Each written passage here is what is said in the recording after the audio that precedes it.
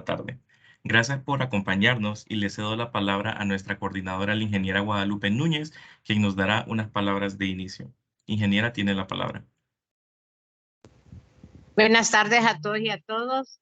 Gracias por participar siempre en las conferencias que tiene la Coordinación de Vinculación para todos los que quieran escuchar las conferencias, igualmente para todos los estudiantes de la Facultad de Ingeniería. Igualmente, y no de menos, darle gracias también a Dios porque todos estamos presentes y bueno, tenemos buena salud, máxime en estos tiempos. Asimismo, darle las gracias a todo el equipo técnico de la Coordinación de Vinculación de la Facultad de Ingeniería y, por supuesto, también darle gracias al señor decano de la Facultad de Ingeniería que permite este tipo de actividades para que los alumnos entonces crezcan en todo lo que es ese saber y esas enseñanzas. Gracias a todos y les cedo entonces para que presenten a nuestro invitado de hoy, el máster Luis Carlos Morán Alarcón. Gracias a todos por estar y espero que este tema sea de mucho provecho para todos y todas y que, bueno, lo pongamos en práctica en algún momento de nuestro profesionalismo. Gracias a todos y a todas. Muchísimas gracias, ingeniera. A continuación vamos a dar algunas indicaciones. A todos los asistentes se les pide que mantengan su cámara y su micrófono apagados en todo momento, con el fin de evitar distracciones durante la conferencia. Si tienen preguntas, en el transcurso de la misma pueden hacerlas en el chat y al finalizar la conferencia se dedicarán unos minutos para responderlas. A continuación, se presentará nuestro conferencista invitado que nos acompañará el día de hoy. Nuestro conferencista el día de hoy es el máster en ciencias Luis Carlos Morán Alarcón, ingeniero químico de la Universidad Centroamericana José Simeón Cañas, UCA, de El Salvador, con máster en técnicas avanzadas en química, análisis y control de calidad químicos por la Universidad de Valladolid en España. Es docente de tiempo completo de la Universidad Centroamericana José Simeón Cañas en El Salvador, impartiendo las asignaturas de Laboratorio de Análisis Químico, Química Orgánica, Química General, Cinética Química y Control de Calidad de Alimentos. Además, ha realizado diversas innovaciones en el área de laboratorios e implementación de nuevas prácticas de laboratorio. Asimismo, cuenta con 5 años de experiencia en el análisis de laboratorio en temas de alimentos, aguas y suelos. También ha desarrollado diversas investigaciones en el área de perfil de ácidos grasos en aceites, cromatografía de fluidos supercríticos como medio para la separación de fungicidas quirales, también estudio de cianobacterias y síntesis de zeolitas y otras más. Recientemente, su línea de investigación son los compuestos bioactivos y derivados fitoquímicos de las plantas. A continuación, le doy la palabra a nuestro conferencista invitado. Ingeniero, tiene la palabra. Muy buenas tardes, casi buenas noches ya. Un gusto estar con ustedes esta noche. Un poco compartiendo esta temática que es bastante interesante y un poco actual, bueno, entre actual y antigua, la verdad, porque no es algo que sea nuevo, lo único que ahora le llamamos por nombre y apellido, digámoslo así. Es un gusto y pues, José, damos inicio. Sí, ingeniero, puede iniciar. Vale. Bueno, este día vamos a hablar de compuestos bioactivos y ahora podrán decir qué es eso. Espero que al terminar estos 2 horas de hablar y hablar, no mentiras, 45 minutos a lo mucho, estemos un poco claros de qué estamos hablando cuando hablamos de compuestos bioactivos y por eso es el título, realidad o mito, porque muchos se le han atribuido muchos beneficios, pero vamos a aclarar qué es y qué no es. Primero, un poco contextualizando, creo que más de alguno vio esta caricatura y decía, no es que Popeye se hace fuerte y poderoso cuando come espinaca. Pero ¿y qué tenía la espinaca o qué tiene la espinaca que lo va a volver fuerte? Yo me acuerdo que de niño mi mamá me decía que para que yo estuviera grande y fuerte, no comía espinaca, igual estoy grande y fuerte. No tan fuerte como Popeye, pero sí como bien nutrido, por decirlo de una forma diferente. Este era un típico, entonces de niños nunca nos poníamos a pensar y qué tiene la espinaca, qué es lo que va a proporcionar la espinaca para dar esas propiedades que le daba a Popeye. También más de alguna vez nos han dicho, no, mire, es que tengo mal los ojos, coma zanahoria o coma mucha zanahoria para que no padezca de los ojos. Y creo que esto más de alguno lo hemos escuchado más alguna vez en nuestra vida. Para los que estudiamos química, más de alguna vez hemos oído de los betacarotenos, el retinol, y que nos va a ayudar para mantener nuestra vista sana y duradera. Pero también hoy normalmente hablamos de los ácidos grasos, los omega 3, omega 6 y omega 9, que estos son los buenos y las grasas buenas, las que nos van a permitir no tener ataques al corazón, el aceite de pescado, de bacalao, el aceite de aguacate y otros sinfín de aceites que se han ido popularizando por esas ventajas que pueden tener contra otros tipos de aceite. Hablamos también, no sé si en Honduras, y aquí me lo van a confirmar, en algún momento en el pasado, hace unos 10, 12 años, se popularizó y todavía sigue popularizado el jugo de noni. Es una fruta como la verde que aparece en pantalla y que se decía que era la fruta, este elixir de la eterna juventud y que curaba todas las enfermedades, y el que si tenía cáncer y tomaba este tipo de jugo se salvaba. O sea, no estoy diciendo que no, pero ¿cuál era esa atribución? ¿Por qué se le dice que el jugo de noni tenía ese tipo de propiedades? O en algún momento hemos también escuchado que, mire, es que coma frutas de esas rojas intensas o estas frambuesas o moras, es que les va a ayudar porque tienen antioxidantes.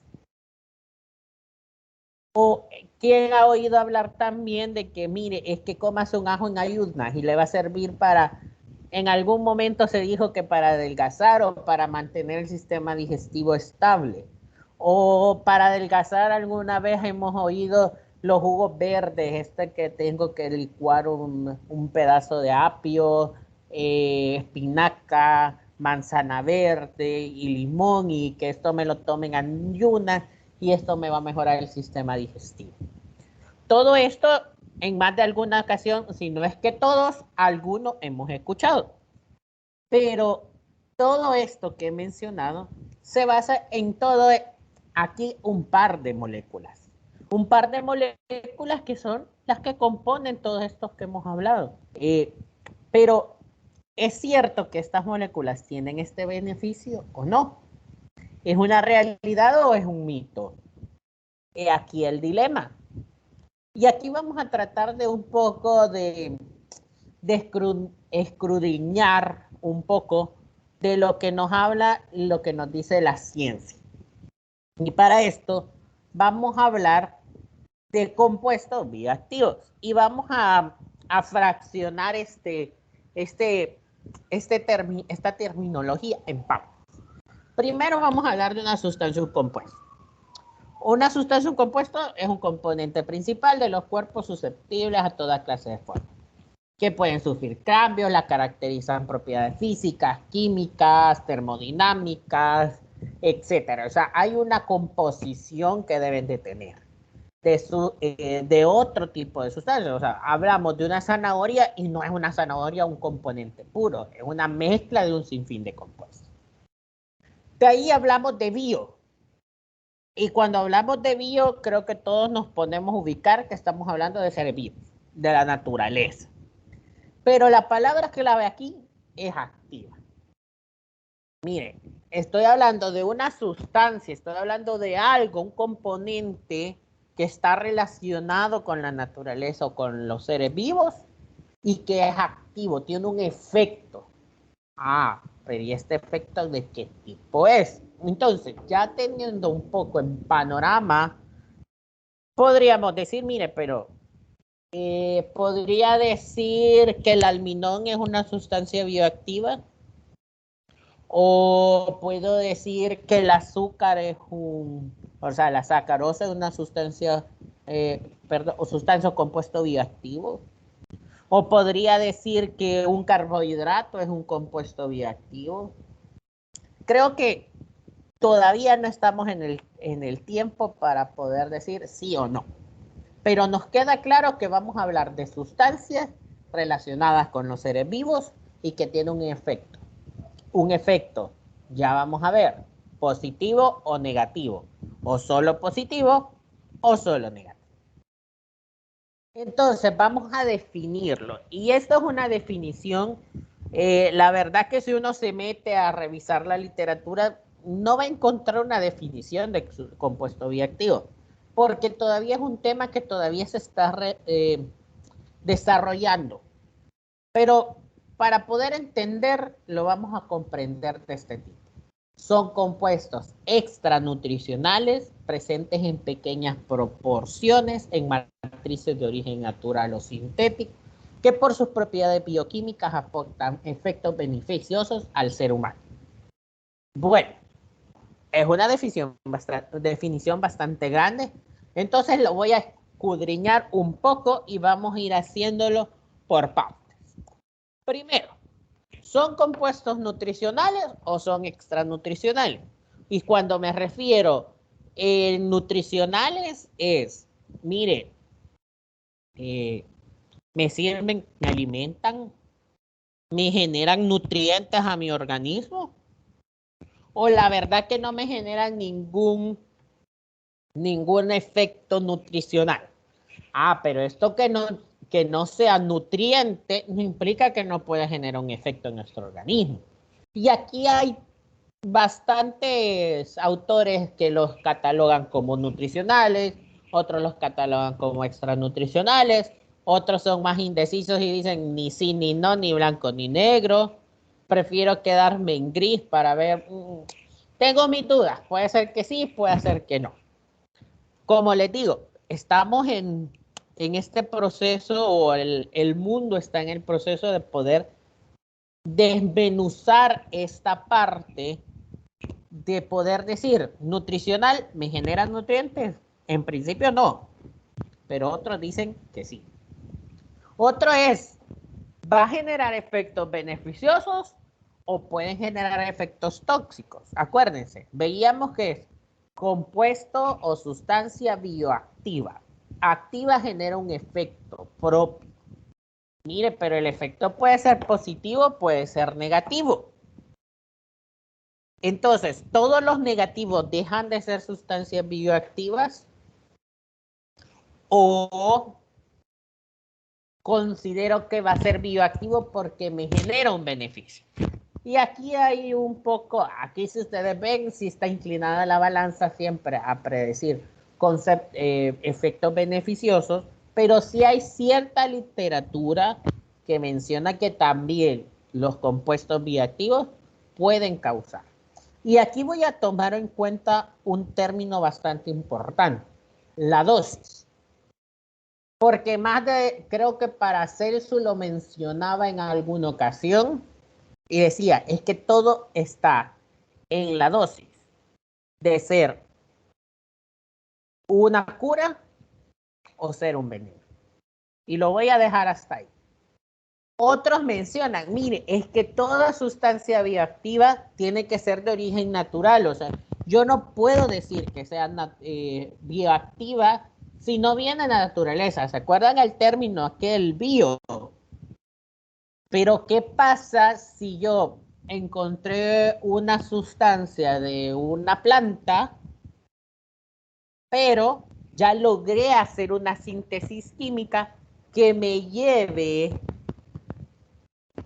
a hacerlo sintéticamente?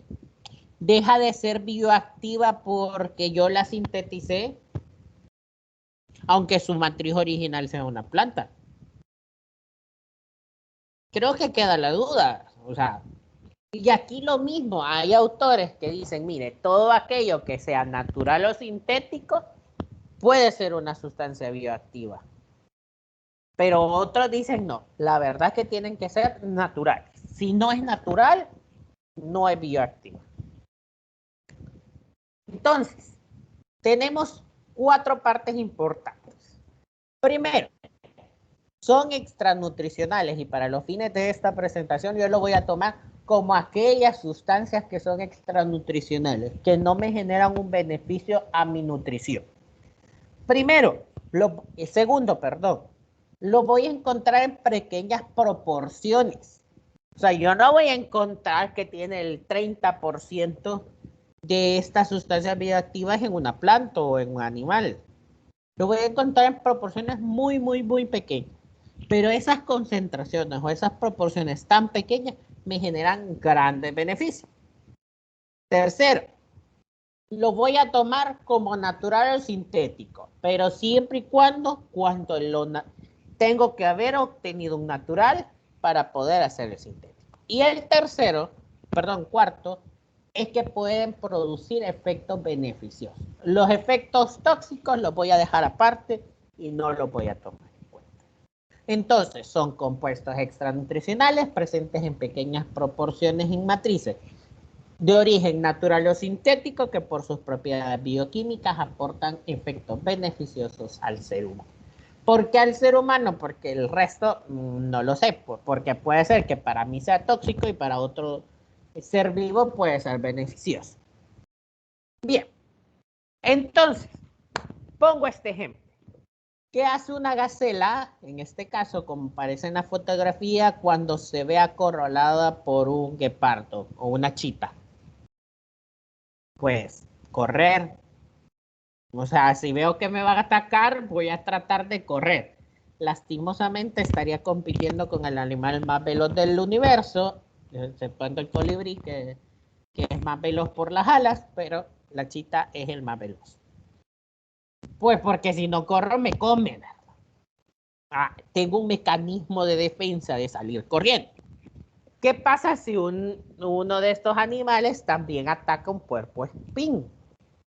Pues el cuerpo espín lo que va a hacer es activar su mecanismo de defensa con esas púas y poder lastimar a mi depredador. O el zorrillo. ¿Qué pasa con el zorrillo? Cuando se ve amenazado, tira esa sustancia tan olorosa y deliciosa. ¿Alguien ha olido la sustancia que emite el zorrillo cuando se ve amenazado? Es que apesta. ¿Qué hace el camaleón cuando se ve amenazado? Pues depende. Si está en color verde, me convierto en verde. Si está en algo azul, en azul. Si está en algo rojo, me convierto en rojo. Si las hojas son amarillas, me voy a convertir en amarillo. Si las hojas son anaranjadas, me voy a convertir en... se camuflajea. Es decir, se adapta al ambiente, a su mecanismo de defensa. ¿Qué pasa con el león y con las leonas? Con su sistema de apareamiento. Ellos tienen que mostrar fortaleza y generar esa atracción a la leona para poder reproducirse.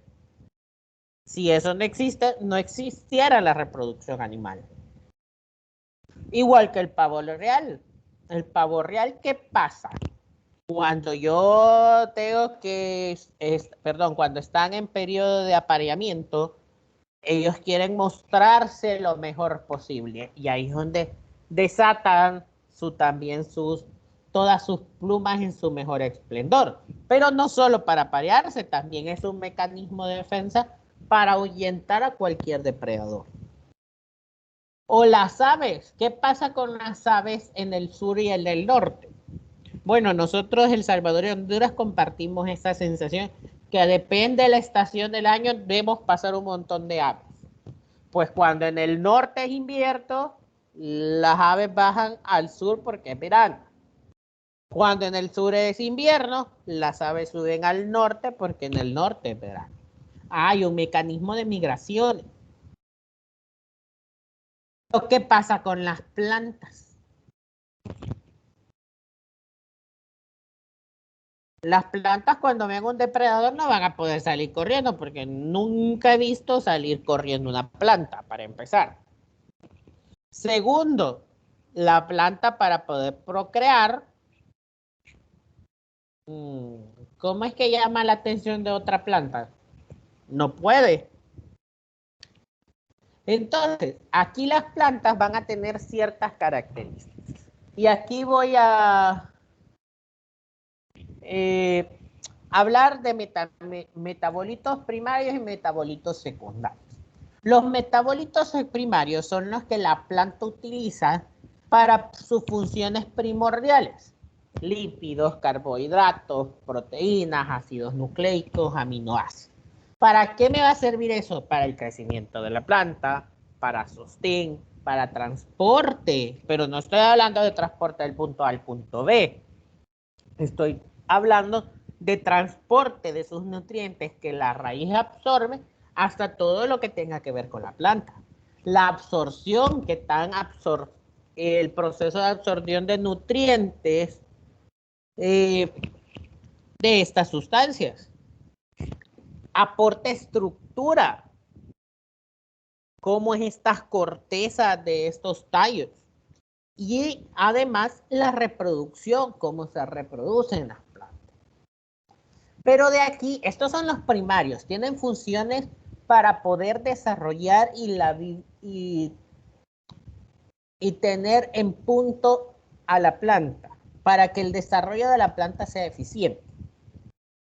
Pero de ahí aparecen otros que son los metabolitos secundarios.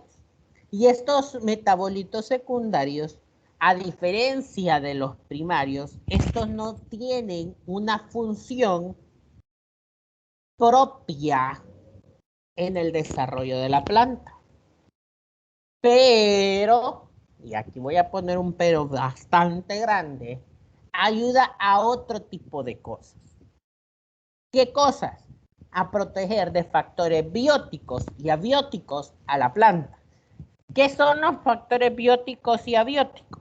Primero, cambios de temperatura, cambios en el ambiente, la presencia de plagas, atraer polinizadores, porque como ya hablamos, la planta no es capaz de ir a buscar a otra planta, reproducirse y regresar a su puesto. Necesita de estos insectos que son los polinizadores, y el ejemplo más claro son las abejas. ¿Para qué? Para que las células reproductivas vayan de una a otra. ¿Qué pasa si yo cambio la temperatura o cambio la exposición a la luz solar? Ella necesita tener una regulación, un equilibrio, como todos necesitamos equilibrio. Y estos metabolitos secundarios, vamos a empezar a hablar de carotenos, antocianinas, compuestos fenólicos, terpenos, alcaloides, gluconatos, lindanos, etc. Estos metabolitos secundarios es el otro nombre que le podemos dar a los compuestos bioactivos. Y estos compuestos bioactivos o metabolitos secundarios hay una sinfín de formas de clasificar. Pero yo se los voy a presentar en 3 grupos. Primero, vía de síntesis, cómo se sintetizan en la planta, cómo dan origen a este tipo de compuestos. Segundo, como grupo químico. ¿Cuáles son sus características funcionales de estos compuestos? Tienen grupos OH, tienen grupos fenoles, tienen grupos nitrogenados, ácidos carboxílicos, aldehídos o cetonas, bla, bla, bla, y todos los que han llevado orgánica me entenderán de lo que estoy hablando. Y tercero, su origen. Vienen de las plantas, viene de animales, viene de bacterias, viene de hongos. Y vamos a estudiar el primero. Y no voy a entrar en todos los mecanismos metabólicos y bioquímicos, que esto me podría llevar una conferencia entera. Pero aquí les presento. Hay 4 vías principales que vienen del metabolismo primario a convertir a metabolitos secundarios. Y esas 4 vías son la vía del ácido chiquímico, la vía del ácido malónico, el ácido mevalónico y el ácido no mevalónico. Estos, en principio, me van a dar los principales grupos de compuestos bioactivos o metabolitos secundarios. Los productos secundarios nitrogenados, los compuestos fenólicos, los terpenos y terpenoides. Entonces, hay 4 vías en las que yo puedo sintetizar. Algunas se comparten, digamos el ácido malónico, dependiendo cómo actúe, me puede generar compuestos fenólicos o llevarme a grupos nitrogenados. Pero el ácido chiquímico también me puede llevar a grupos nitrogenados y compuestos fenólicos. Ah, pero el ácido mevalónico y no mevalónico me puede llevar a terpenos y terpenoides dependiendo sus características. Por su grupo químico. Por su grupo químico voy a encontrar varios grupos, pero voy a encontrar estos principalmente los que voy a encontrar en mayores proporciones. Primero, los terpenos. Los terpenos son aquellos conocidos, todos los aceites esenciales. El limoneno, el pineno, la nangerina, quiero ver otro, el mentol, son terpenos. ¿Y cuáles son los terpenos? Son los que les van a dar las características de olores y sabores principalmente. ¿Qué otros terpenos vamos a encontrar? Los tetraterpenos, su característica son los carotenos. Ah, pero esto ya lo había mencionado antes. Allá en la zanahoria lo mencioné. Los carotenos, uno de los pigmentos naturales por excelencia, se deriva de los carotenos se derivan de los terpenos. Otro de los grandes grupos son los compuestos fenólicos. Y aquí vamos a encontrar dos grupos. Los no flavonoides y los flavonoides. Los no flavonoides o simples, lo que va a estar caracterizado por, como su nombre lo dice, son compuestos fenólicos. Tienen que tener un grupo fenol en su estructura. Y aquí, en lo simple, es que solo tenga un grupo. Y aquí puedo encontrar los ácidos fenólicos, los estilbenos y los lindanos.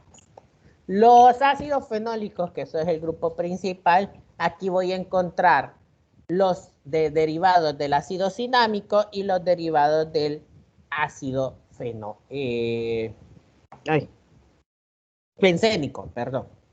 benzoico. Aquí, ¿cuáles voy a encontrar? El ácido cafeico, entre otros. Dentro de los no flavonoides, que es el grupo más grande, vamos a encontrar flavonas, flavonoles, antocianidinas, flavanoles, isoflavonas, entre otros. ¿Y cuál va a ser la característica de estos flavonoides?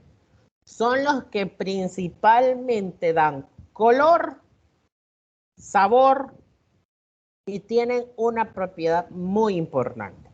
Son antioxidantes. Y eso lo voy a dejar entre paréntesis en pausa porque más adelante voy a tocar. De ahí encontramos los nitrogenados, los alcaloides, y creo que más de algunos los habrá mencionado. Muchos alcaloides han funcionado como de medicamentos y uno de los principales, los que derivan del opio, que no son ninguno de los buenos. Del opio se deriva la morfina, que es un buen anestesiante. ¿Qué otro? Aquí encontramos todas las drogas ya habidas por haber, la cocaína, la codeína, que se ocupa también como medicamento, etc. De ahí tenemos los omega, los PUFA, los omega 3, omega 6 y omega 9, que son determinadamente como compuestos bioactivos de origen a veces de planta, a veces de animales. Tenemos los azufrados, estos todos los derivados del brócoli, de la col, y aquí son los glucosonatos. Y por último, los péptidos. Mire, pero los péptidos, es que yo cuando estudié química orgánica, yo me acuerdo que los péptidos es como un macromolécula. Sí, efectivamente, pero también se cataloga como, se ha encontrado que péptidos de la leche, del queso, pueden ser bastante beneficiosos para el ser humano. Otra de las clasificaciones son las plantas, por su origen. Vamos a encontrar de plantas, animales y peces. Miren, ingeniero, ¿por qué separa animales de los peces? Sí, porque no sé si alguna vez llegaron a oír que había la diferencia de que el aceite de pescado, o sea, cuando hablamos de grasas y aceites decíamos aceite si viene de una planta, grasa si viene de un animal, pero mire, pero el pez es aceite. O sea, el aceite de tiburón, el aceite de ballena, el aceite de pescado, de bacalao, es un aceite y no es grasa y viene de un animal. ¿Por qué? Porque los peces tienen sus propias características y por eso se sacan del grupo de los animales. También se han encontrado compuestos bioactivos de bacterias, de algas, de hongos. Pero fíjense que este señor Cámara hizo esta clasificación más interesante que esta ir dividiéndolo por cada uno. Lo que hizo él fue, bueno, mire, yo voy a agarrar los grupos. Alcaloides, polisacáridos, pufas, terpenos, polifenoles, fitoesteroles, carotenos, capsinoides, glucosinatos, etc. Y los voy a meter en un hexágono. Este hexágono, yo voy a ir coloreando cada uno de los lados según donde yo he podido encontrar que se pueden originar. Por ejemplo, carotenos o tocoferoles, la mayoría lo han encontrado en plantas, pero las han encontrado también en ciertas bacterias y en hongos. Pero en el caso de los capsinoides, que son los derivados de los pimientos, pues no los han encontrado en otro lado más que en plantas. Y esto nos permite una clasificación que qué pasa si descubro otro grupo. Pues yo puedo seguir aumentando estos hexágonos a como yo voy a ir a encontrar. Que son importantes estudiar estos compuestos, porque se les han descubierto propiedades hipoglucosteroniantes, antihipertensivas, antimicrobianas, hipoglucémicas, antiinflamatorias, anticancerígenas, antioxidantes, inmunomoduladores, como colorantes y aromatizantes, y en un sinfín de más. Pero para el fin de esta conferencia tocaré tres importantes. Primero, como antioxidante. Segundo, como antimicrobiano. Y tercero, como colorante y aromatizante. ¿Por qué los otros no los toco? Porque los otros son a nivel clínico mucho más difíciles de poder demostrar. Se ha descubierto que por su misma propiedad antioxidante, yo puedo asegurar que puede ser anticancerígeno o antiinflamatorio, o que puede reducir los índices glucémicos, pero es mucho más complicado. Entonces yo tomaré estos tres y vamos a empezar con los primeros.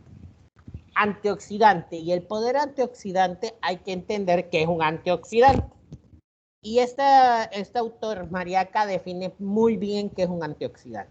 Es cualquier sustancia que atrasa o previene, ojo, atrasa o previene la oxidación de un sustrato oxidable, a pesar de estar presente en concentraciones mucho más bajas. Bueno, pero leyéndola a mí me cuesta, no entiendo. Recordemos, retrasa o previene. ¿Cómo actúa un antioxidante? ¿A quién ataca un antioxidante? Un radical libre. Y el que se acuerde de química orgánica y diga que es un radical libre es un intermediario químico que ha sufrido un rompimiento homolítico en el cual solo queda con un electrón. Entonces él va a ir a buscar ansiosamente un electrón de cualquier lado, principalmente de átomos sanos. Bueno, pero viene el señor antioxidante y dice, mira, no le vayas a quitar al átomo sano. Yo te lo voy a dar, yo tengo un exceso de electrones, yo te lo voy a dar, no te preocupes. Entonces el radical libre deja de ser radical libre y ya me siento satisfecho. No toqué al átomo sano, pero seguiré, continuaré. Entonces, ¿qué pasa? ¿Por qué me interesa esto? Por el poder o lo que yo llamaré el estrés oxidativo. ¿Qué es el estrés oxidativo? El estrés oxidativo es aquel fenómeno o proceso en el cual se da por esta acción de radicales libres y estas reacciones en cadena que provoca, comienza a deteriorar células. Aquí está, y es uno de los principios de las enfermedades ahora conocidas. Cáncer, etc.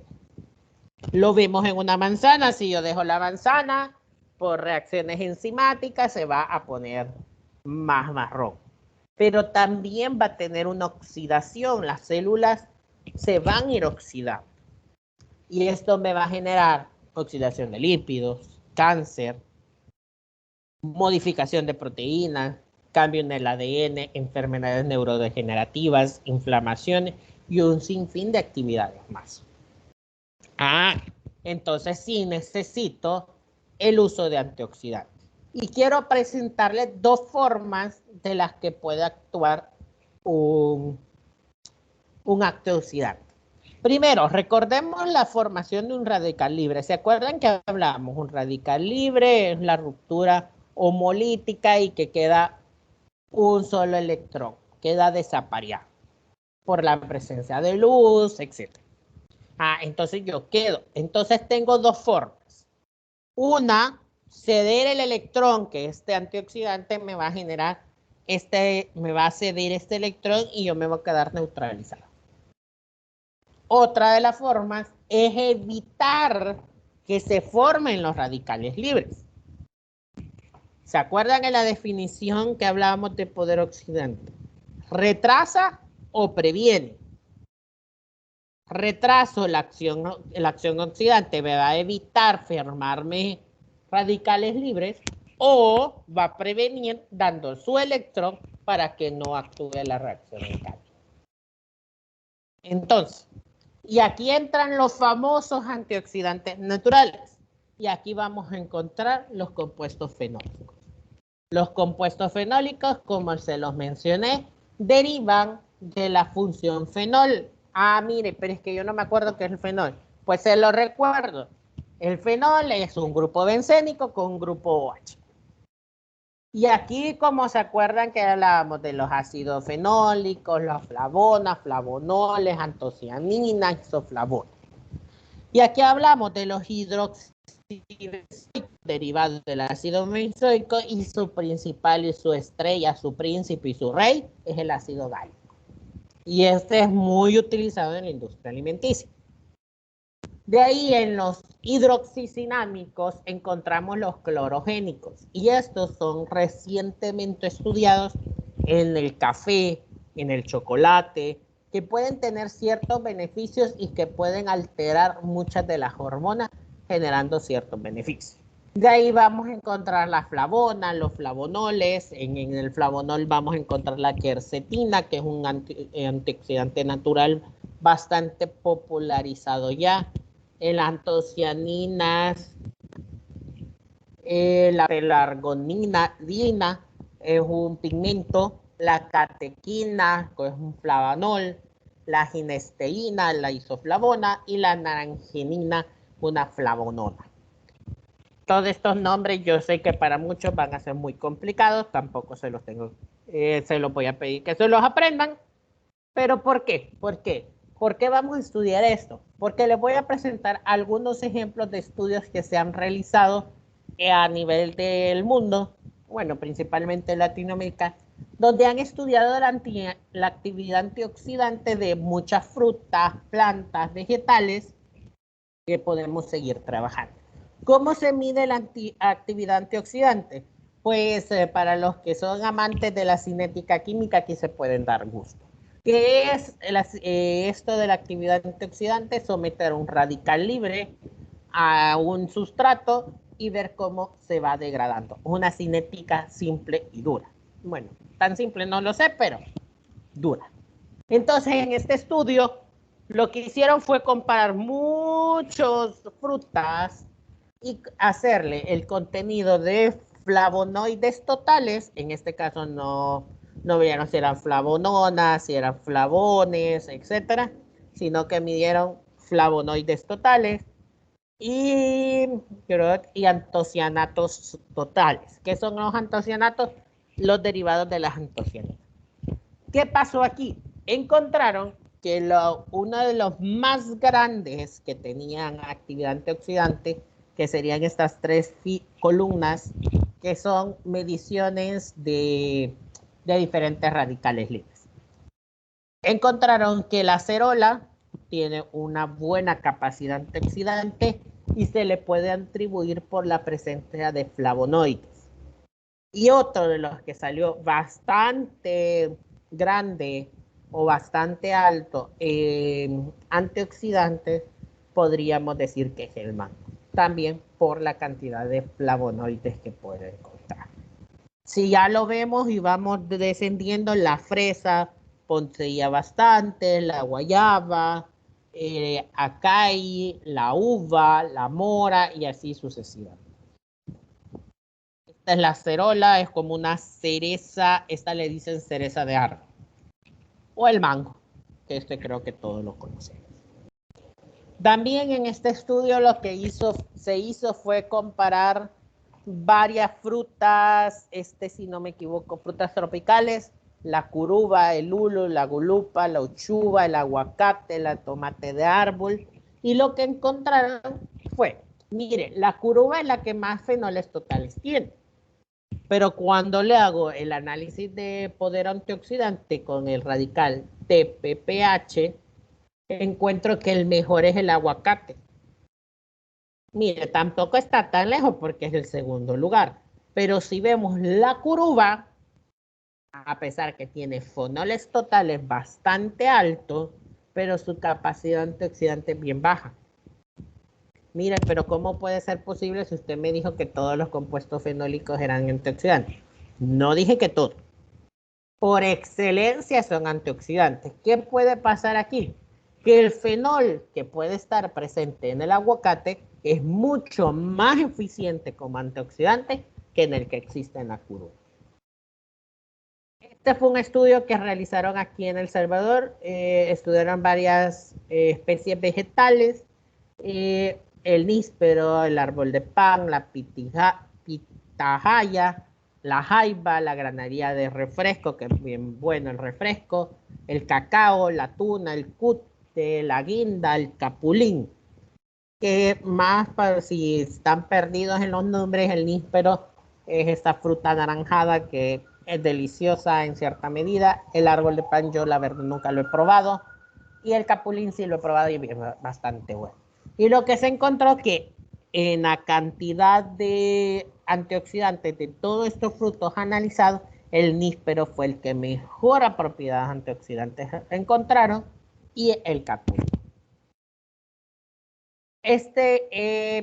Hay bases de datos, esto al nivel del sur de América, Chile, Argentina y Perú tiene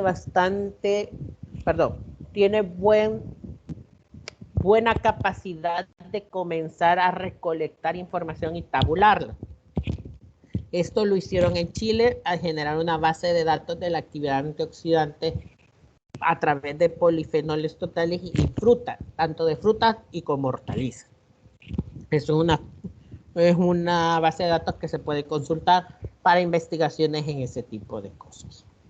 Esta es otra que encontré, el Fenol Explorer, que tiene un poco más de detalle porque ya no se queda solo a grandes rasgos, como fenoles totales y como la actividad antioxidante total, sino que ya va en específico, ya va detallado por qué tipo. Obviamente no hay para todos, pero es bastante interesante. Otra de las propiedades que les mencioné de los compuestos bioactivos es la antimicrobiana. ¿Y qué es ser antimicrobiano? Pues evitar el crecimiento, la reproducción, la respiración y cualquier otra función vital de microorganismos indeseados. ¿Sí? Es decir, no me importa, los quiero matar. Y si no los quiero matar, quiero evitar su reproducción y su crecimiento. Aquí voy a hablar de cómo va a fungir los mecanismos antimicrobianos. Inhibe la síntesis de las proteínas capaces de tener en su cuerpo estructural.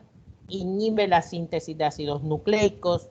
Bloquea el mecanismo o las rutas de síntesis de estos microbios. Inhibe la síntesis de las paredes celulares y destruye la pared celular. Cualquiera de estos mecanismos puede actuar un antimicrobiano. Voy a presentar algunos estudios que se han realizado. En este caso, hicieron un estudio de la actividad antimicrobiana del aceite de romero. En este caso se encontraron el alcanfor, el 1,8-cineol y el alfa-pineno, que son derivados de alcoholes o terpenos, y lo que se hace es la concentración mínima inhibitoria. ¿Qué es esta concentración mínima inhibitoria? La concentración mínima en la cual yo puedo inhibir un microorganismo como tal.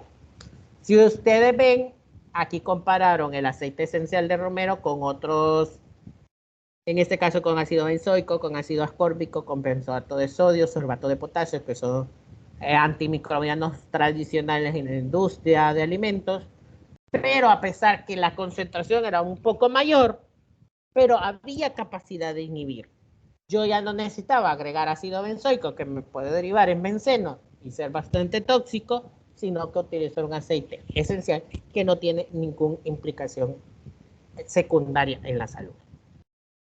Y a diferencia, como vemos en el AVE y en el ácido benzoico, solo es eficiente para la aeruginosa, el Bacillus cereus y la Listeria monocytogenes. En cambio, el aceite esencial, a pesar de tener concentraciones mínimas inhibitorias mayores, pero podía presentar un espectro contra todos los microorganismos.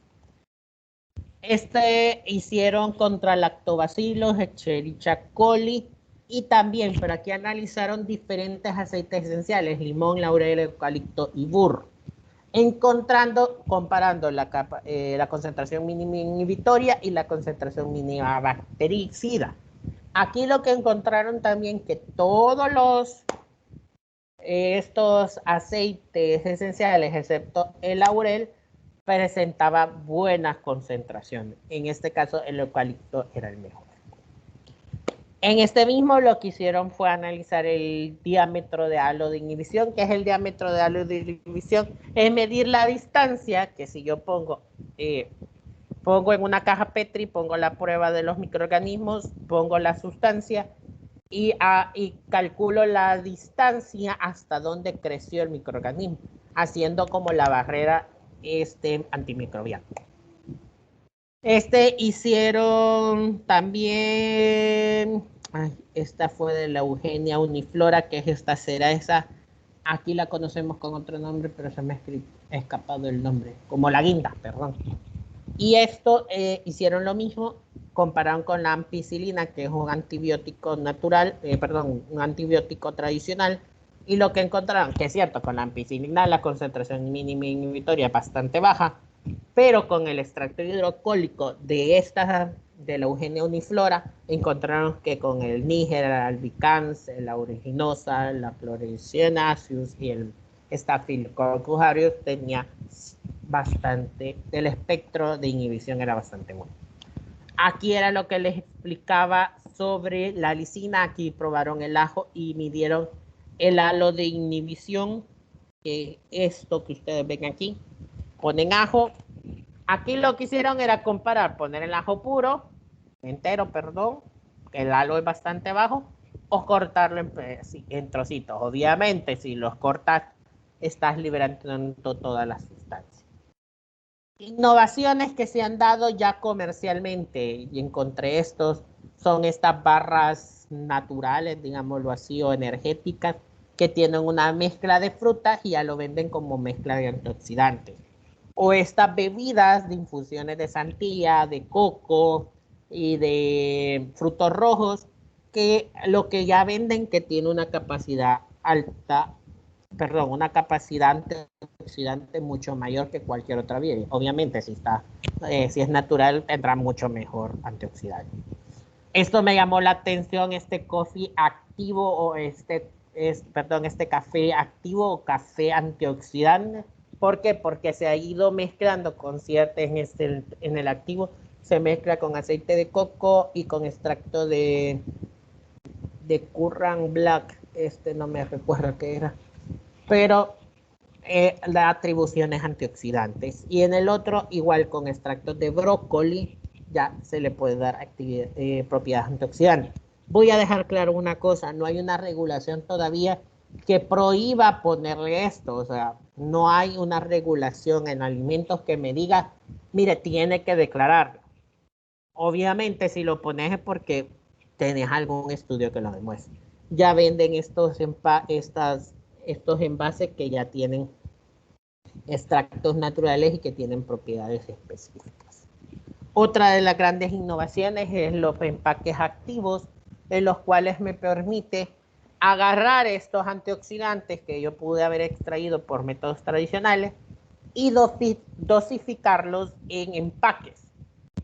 ¿Qué me va a permitir eso?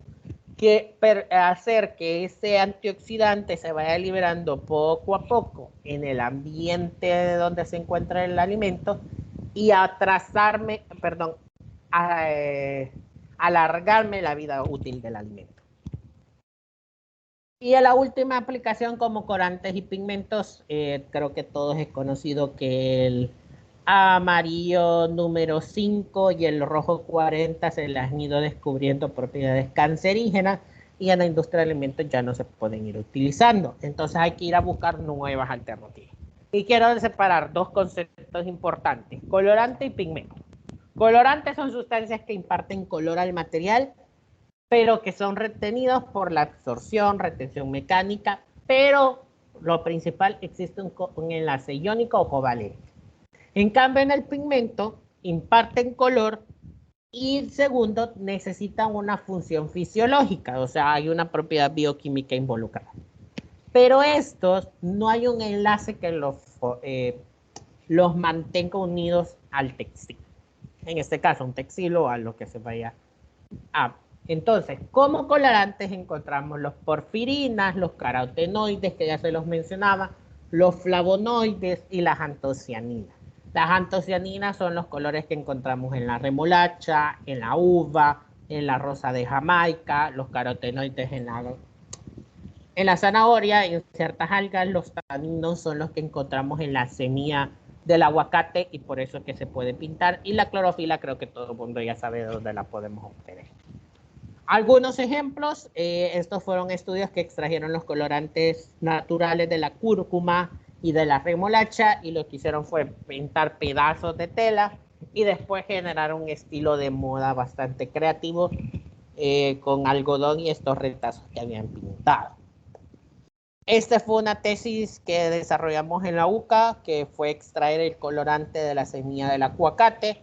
Se probó colorear en tela de algodón con mordientes y sin mordiente. Entonces se encontró primero por varias razones. El mordiente ayudaba a fijar más el color. Obviamente, quiero dejar claro algo, estos colorantes no son tan eficientes como los sintéticos. Pero sí existe una moda de podernos ir por lo verde. Entonces me voy a comprar una camisa de un colorante natural que sé que me la voy a poner 3-4 veces con el color que yo encontré, pero estoy ayudando al medio ambiente de no estar utilizando tanto colorante sintético. Se ha utilizado en alimentos, en yogures, ciertos, en este caso ocuparon la justicia espicera, que es esta flor anaranjada, y les agregaron el colorante que es morado para un yogur. También con el aguacate, con el colorante se ha dosificado yogur para poder darle color. Y esto fue un taller que desarrollamos aquí en la universidad de hacer textiles con pigmentos naturales. Aquí están mis modelos que les agradezco. La amarilla de cúrcuma, la que se ve gris, pero no era gris, sino que azul, era de frijoles negros, y la que se ve como un poco cafezosa realmente era este color que vemos aquí, era rojo, y es de la rosa de Jamaica. ¿Qué otros podemos encontrar? Repollo morado, remolacha, etc. Este fue otro taller que, bueno, el mismo taller, pero fue el que impartimos en un congreso. Creo que identifican a alguien por ahí, ¿verdad? Entonces fue bastante entretenido porque se puede ver la aplicación de todos estos compuestos bioactivos y principalmente fitoquímicos, que son los derivados de plantas. Conclusión, ¿realidad o mito? Pues creo que hay parte de dos. Tanto hay una parte que es realidad, porque científicamente hemos hablado, hemos definido y hemos estudiado, pero creo que todavía estamos en muchas propiedades hablando de mitos. Todavía hay mucho estudio por hacer. Hay grupos de investigación alrededor del mundo que estudian la aplicación de estos compuestos bioactivos. Muchas gracias por su atención. Espero no haberlos aburrido y ha sido un gusto.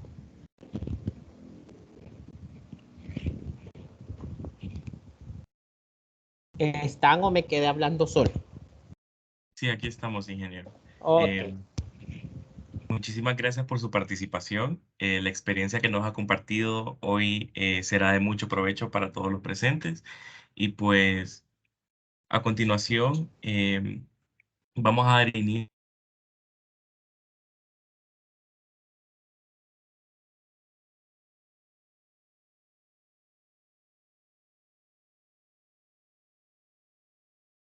a hablar.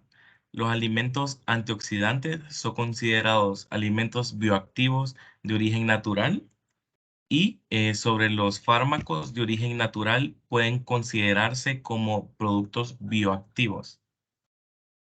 Repetime la primera parte, perdón, no sé, que esa primera parte me quedó un poco de duda. Repetímela, Ok, por favor. sí. Dice, en lo particular, los alimentos antioxidantes son considerados alimentos bioactivos de origen natural. Muy bien. Creo que primero hay que diferenciar. No hay alimentos bioactivos, hay sustancias bioactivas.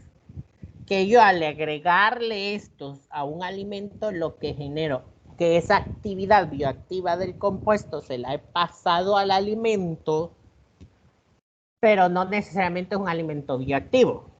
Eso es lo primero. Segundo, repetímela, porfa, que no me quiero desviar de la atención de lo que era la pregunta. Sí, y luego en la segunda parte dice sobre los fármacos de origen, se me escucha así, ¿verdad? Sí, sí, sí. Sobre los fármacos de origen natural, pueden considerarse como productos bioactivos. Casi siempre, y todos los fármacos que se han originado naturalmente o que se hayan derivado de las plantas, principalmente los alcaloides, son compuestos bioactivos. Lo único que esto de definición de compuesto bioactivo, póngale que es desde los últimos 30 años para acá. Antes no se les decía así, sino que siempre se conocieron como fitoquímicos y ahí se originó la farmaconosia, que es el estudio de estos fármacos de origen de las plantas. O sea, esto ya ha existido. Lo único que hoy ya le denominamos compuesto bioactivo. Bien. Por aquí hay otra pregunta con respecto a lo que nos mencionaba de la actividad antimicrobiana del ajo. Sí. Preguntan, ¿el ajo que venden en polvo aún tiene la misma propiedad? Ah, muy interesante pregunta. Fíjate que no te podría dar una respuesta si sí o si no. Creería que si ha sufrido porque no todas las sustancias bioactivas mantienen sus condiciones a ser sometidas en procesos térmicos. Entonces, fíjate que buena investigación la que me has dejado en mente de probar tanto lo natural como lo que ya ha sufrido en el caso de especias, también el romero, el eucalipto, si lo mismo es tenerlo fresco que tenerlo ya en un proceso de secado. La verdad no podría dar una respuesta concluyente. Muchas gracias, ingeniero. Por aquí también preguntan si ciertos productos contienen colorantes que pueden ser cancerígenos. ¿Existen regulaciones a estos alimentos? Sí y no. Sí, porque sí hay lugares que los han prohibido. Por ejemplo, voy a comparar Europa y Estados Unidos. En Europa hay ciertos colorantes que no se pueden utilizar porque se les han demostrado sus condiciones cancerígenas. Pero Estados Unidos no ha limitado el uso de esos colorantes. ¿Por qué? Porque para ellos no hay suficiente evidencia para decir que son cancerígenos. Aquí es una cuestión de regulación, de políticas y todo lo demás, pero por eso te digo sí y no, porque hay lugares que sí, hay lugares que no. Unos argumentan falta de información, otros argumentan que con la información existente es suficiente para declarar. Muchas gracias, ingeniero. Por aquí otra pregunta que dice, ¿Qué pasa con los alimentos modificados para hacerlos de mayor tamaño y que duren más tiempo su degradación? ¿Son bioactivos de origen sintético? Uy, pero es que primero, alimentos que aumenten su tamaño puede ser un proceso de hidratación nada más y no es que sea una sustancia bioactiva. Creo que lo que hay que diferenciar no es que el alimento sea bioactivo, es las sustancias que pueden atraer el alimento. Porque un ejemplo, yo me puedo comer una fresa y me estoy comiendo sustancias bioactivas. Y no por eso es la fresa bioactiva, ¿verdad? Es una pregunta bastante interesante. Repetímela, porfa. Sí, dice, ¿qué pasa con los alimentos modificados para hacerlos de mayor tamaño y que duren más tiempo su degradación? ¿Son bioactivos de origen sintético? No, no necesariamente son origen sintético. Por eso voy. La sustancia bioactiva yo se la puedo ingresar a un alimento. Y no por eso el alimento se va a convertir en bioactivo o no. El alimento va a seguir siendo un alimento. Que yo le estoy dando propiedades adicionales, un ejemplo como veníamos el café. El café por sí ya trae ácidos clorogénicos. Pero yo por mercadotecnia le puse esencia de alguna fruta roja y puedo decir que lo vendo con exceso de antioxidantes. Aquí va mucho el marketing también. Espero haber contestado un poco bien, mejor esa pregunta. Esta pregunta también tiene una segunda parte que dice, ¿tienen menor cantidad de nutrientes o es igual a los naturales? Es que creo que cuando me dice alimentos modificados se está refiriendo a ciertos alimentos que son formulados con productos sintéticos. Y creo que ahí quiero que es tal vez una aclaración de parte de la que hizo la pregunta o el que la hizo. Cuando te referís a alimentos modificados, te referís a alimentos que son formulados sintéticamente. Un ejemplo, un jugo de naranja que lo que menos tiene es naranja y le agrego un producto bioactivo. Pues no es que sea mejor o peor, la cantidad de nutrientes es igual. O sea, yo no, por eso les decía, son extra nutricionales. Si yo le agrego quercetina a un producto, no es que le estoy dando más nutrientes. Lo que le estoy dando es capacidad antioxidante, pero no es me nutre más. O sea, por ponértelo así, no porque yo le ponga ese antioxidante voy a tener mejor alimentación. Creo que con esa frase creo que lo resumo mejor. Gracias, ingeniero. Por aquí hay otra pregunta que dice, ¿los compuestos bioactivos que contienen ciertas frutas los pueden contener ciertas verduras igualmente? Sí, el ejemplo puede ser en los carotenos, que se han encontrado, como les decía, en la zanahoria, ¿qué más? En la calabaza, pero también se han encontrado en bacterias y ay, en algas. Y aparentemente la alga no tendría carotenos porque la clorofila siempre predomina. Hayan encontrado algas con mucho más contenido de carotenos que una zanahoria. Lo único que la zanahoria no tiene la clorofila que opaca el color. Muchísimas gracias, ingeniero. Y por aquí, la última pregunta. ¿Los compuestos bioactivos pueden actuar como añadidos a alimentos buscando un beneficio? Sí, el caso más evidente es un antioxidante. Yo le voy a agregar un antioxidante, uno, para que me genere a mí un beneficio, como ya lo hemos hablado, anticancerígeno, antihipoglucémico, etcétera, o para aumentar el rendimiento o alargar la vida útil del alimento. O sea, y me puede servir para las dos cosas. Excelente, muchísimas gracias, ingeniero. Em, aquí hay otra pregunta que dice, ¿cuando las frutas son disecadas también tendrían los mismos nutrientes como los Nutrientes, dátiles? nutrientes sí, Bueno, o sea, obviamente hay, digamos, hay ciertos nutrientes que cambian por procesos térmicos. Por ejemplo, carbohidratos, proteínas se desnaturalizan, etcétera.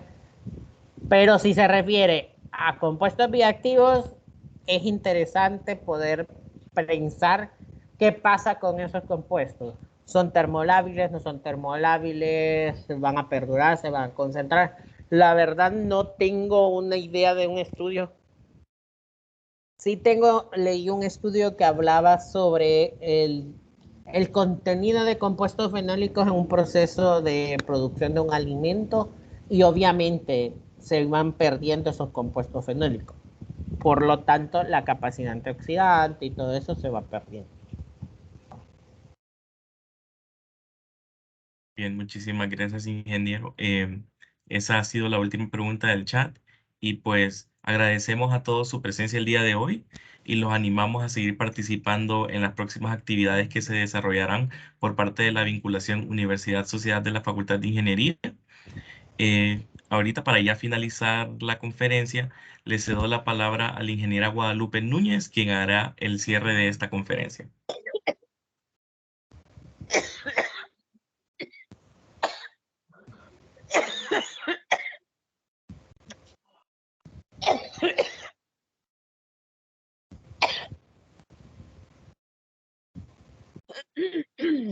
Buenas noches a todos y a todas. Gracias por participar en todo lo que ha sido esta excelente conferencia para que nosotros vayamos conociendo también y llevando a la práctica todos estos temas. Gracias a nuestro expositor, el ingeniero Luis Carlos Morán Alarcón, por su excelente tema. Gracias a los asistentes, que espero que haya sido de mucho provecho y que, bueno, lo lleven a la práctica todos los conocimientos que están adquiriendo a través de todas las conferencias. Gracias al equipo técnico de la coordinación de vinculación y, bueno, gracias por estar siempre presentes en nuestras conferencias. Gracias a todos, buenas noches y que estén bien. Gracias, ingeniero, muy amable, y hay disculpas, pero estos cambios de clima me afectan mucho. Gracias a todos, buenas noches, y lo esperamos, ingeniero, tenerlo ahí del 24 al 28 de octubre. Gracias a todos, buenas noches. Buenas noches, muchas gracias a todos y espero que haya sido de beneficio y que que les haya dejado una semillita ahí involucrada en todo este conocimiento. Quedó esa semillita y eso es importante. Exactamente.